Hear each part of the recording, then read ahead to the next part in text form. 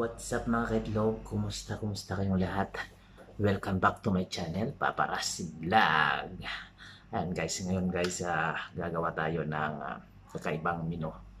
So, may baka tayo na may pesto sauce. So, gagawin natin ngayon. Kakaiba to, bago sa paningin nyo.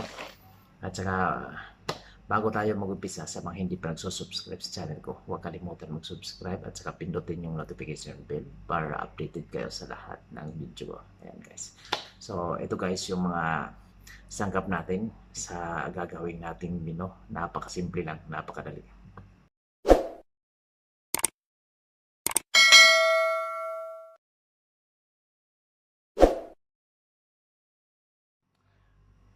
Ito yung menu natin, ito yung sangkap natin sa bagong menu natin mga kaitlog. Ito may french fries tayo dito at saka may Maggi cube at saka may baka dito na pinakuluan, mayroon tayong basil. So ito yung tinatawag na pesto, ginawa kong paste na. So ito may cream tayo dito, ayan. Ito lang yung gagawin natin. Napakasimple lang. Ilang ingredients lang. Kukunti lang. So, umpisahan muna natin sa sauce. Gawin natin muna yung sauce. So, mga kaitlog, ito yung unahin natin. Ito may cream tayo dito. Tapos yung basil. Ito yung pesto paste. Yan. Imimix lang natin yan. Yan. Tapos maglalagay tayo ng Maggi cubes.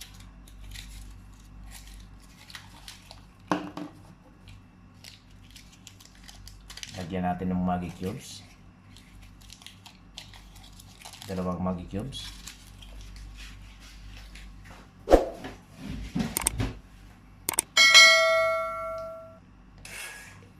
Tapos gawin i-blender natin.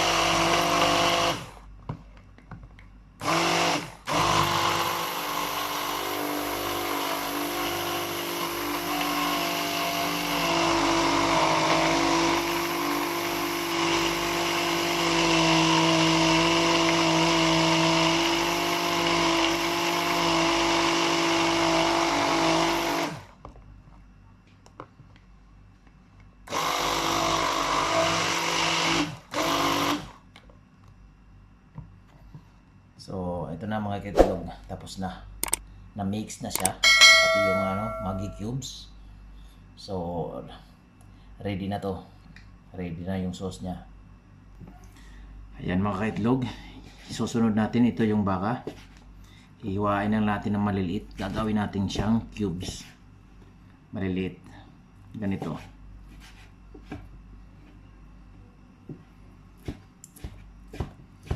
Para mas madaling kainin. Ito yung baka kahapon po to, kagabi ko pa ito pinakuluan.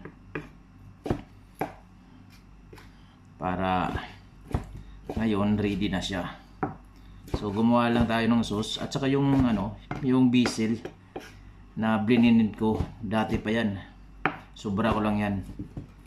So isusulat ko na lang kung paano gumawa. Ilalagay ko sa sa description. So ito, ganito lang. So ito na lahat. Yan. So gagawin natin, i-preparate muna natin ng saglit lang. Fried natin saglit. Pakukulayan na natin ng konti. Yan.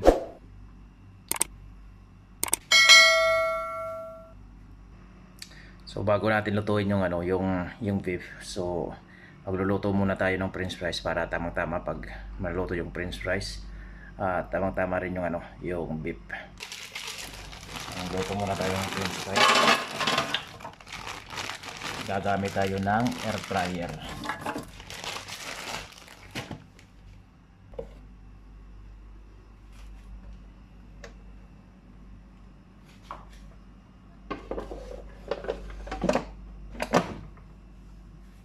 Tapos isisit natin ng 20 minutes. Tapos yung niya 180 Celsius. So ayan, 180 Celsius yung temperature natin. So nakasit siya ng 20 minutes yung french fries natin. Ayan. So ngayon luluto na tayo ng beef.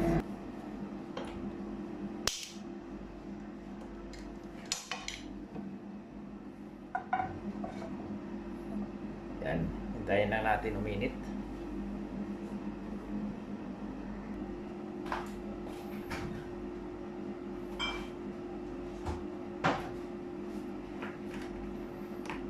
Lagay tayo ng mantika.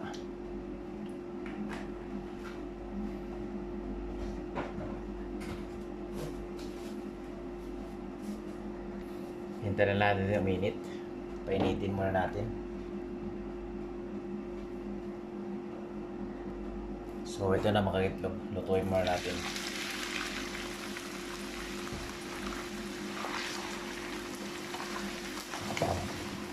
Luto na to, kukulayan na natin ng konti.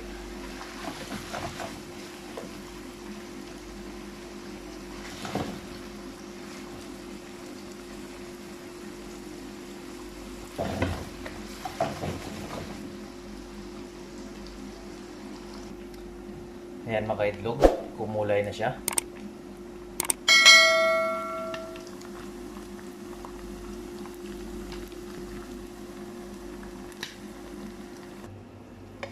Ayan, i-drain muna natin.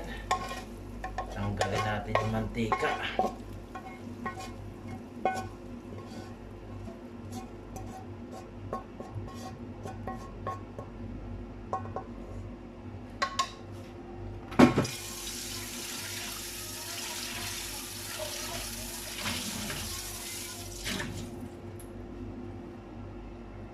Ayan, same pa rin yung lulutuan natin.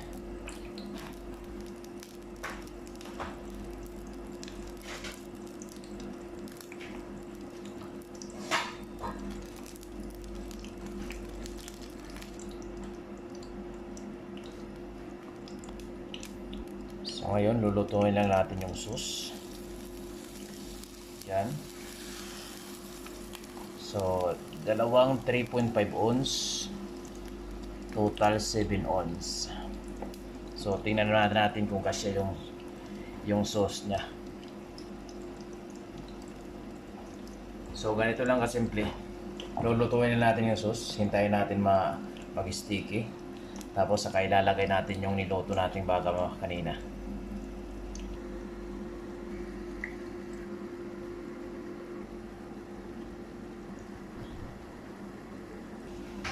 So ayan, pwede ito mga kaitlog. Lulunod na natin yung niluto nating baka. Ayan, kumulay yung baka natin. Ayan. So ikukutid lang natin to.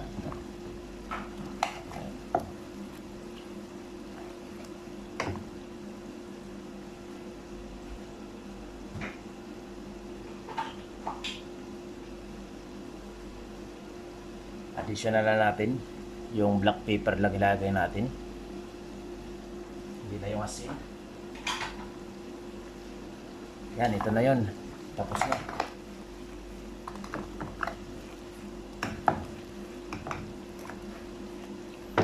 Alam nyo mga kaitlog, pwede din to sa malunggay. Yung malunggay, i-blend nyo rin yung malunggay. Ginawa ko na rin yung dati yung malunggay. Halos parehas lang. Mas malasa pa nga sa akin yung malunggay kaysa bisil. Yung bisil kasi mahal din. Mahal din kasi yung bisil.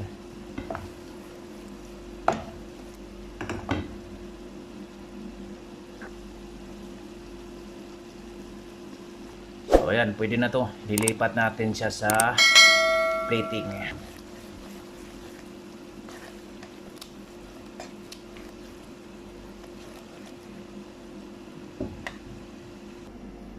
Ito na mga kaitlog. Yan.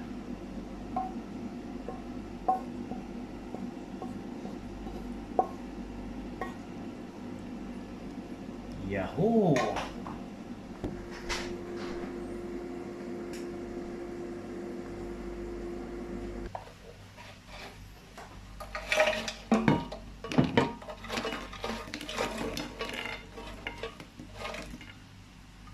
So, ito na yung finished product natin.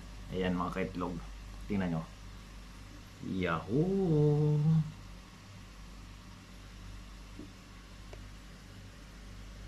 Diba? Sarap. Kain na.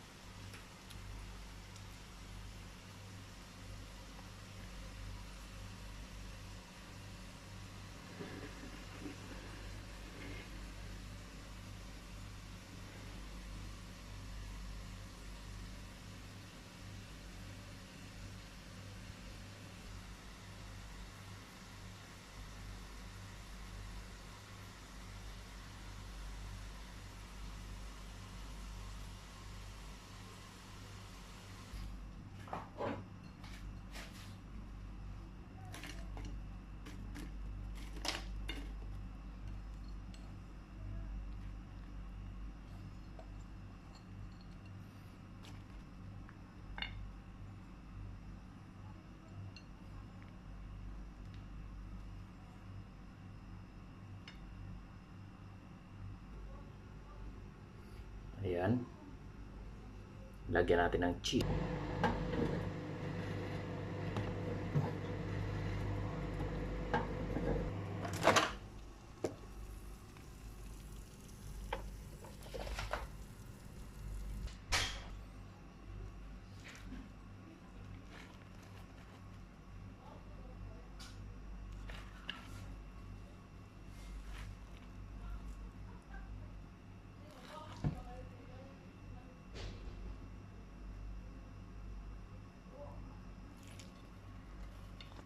Ayan yung hinandaan ko ng ng pisto.